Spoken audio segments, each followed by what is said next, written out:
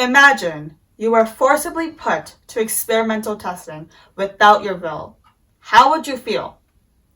One day, I walked into my science class, knowing we were going to start a new unit on biodiversity, which was something I was definitely looking forward to. I went into the class, excited and all, with an uninformed mindset on the treatment of animals, having all my materials ready to make sure I take a million notes on the animal documentary we were watching to kick off the new unit. Sadly, the documentary revealed the bitter truth of how some of the commercial and cosmetic products that we use are tested on animals, which causes them pain and suffering. Hello, my name is Sarah, and I am currently completing grade 12 this year. Just like many of us, I developed a soft spot for pets and animals at a young age. Being in their general presence and learning about them at school, home, zoos, and wildlife parks were some of my most favorite and memorable times. Unfortunately, I was oblivious to the ways in which animals are treated for human benefit. Being a Muslim, I also began to explore intellectual perspectives within my faith of Islam on the treatment of animals. After some research, I discovered literature within my tradition that emphasizes compassion towards all creatures. For example, the story of Prophet Nuh, where he received a command to save animals before the believers in his ark. You guys may have seen these products or similar products in our daily lives, right? Well, what if I told you that many of these companies have developed these products using animal testing? As many of you know, it is a common practice that is often neglected when purchasing products. It is unfortunate that animals have been considered as the best option for a variety of reasons. However, this is not always the case. Firstly, they do not have the same biology as humans, as they have anatomical, cellular, and metabolic differences, despite there being similar genetics between humans and certain animals. The testing that is done on animals may not even yield an accurate depiction of the impacts it can have on a human.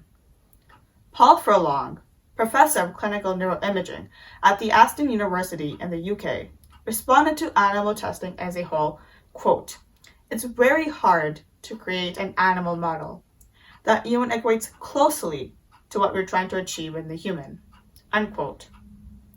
An article from the Proceedings of the National Academy of Sciences mentioned that medication meant to reduce inflammation was successful during multiple animal tests, but failed in clinical trials.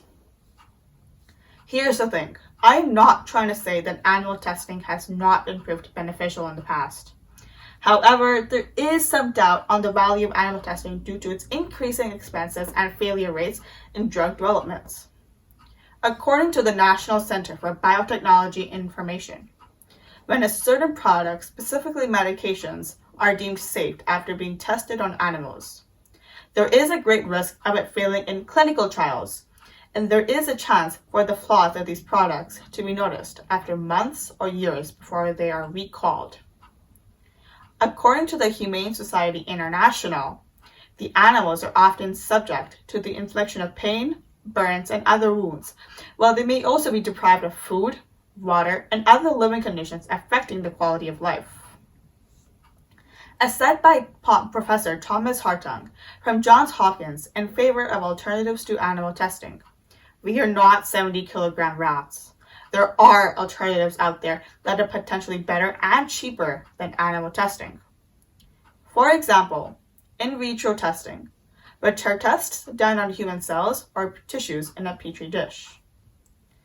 The ethical implication, biological factors, agonizing protocols, and alternative and cheaper methods are available. However, the only missing piece of the puzzle is the awareness and all these components. It is evident that we may have turned a blind eye to animal cruelty. We have seen the great diversity of our animals being effective. One simple solution is to avoid purchasing products that are tested on animals, thereby raising awareness.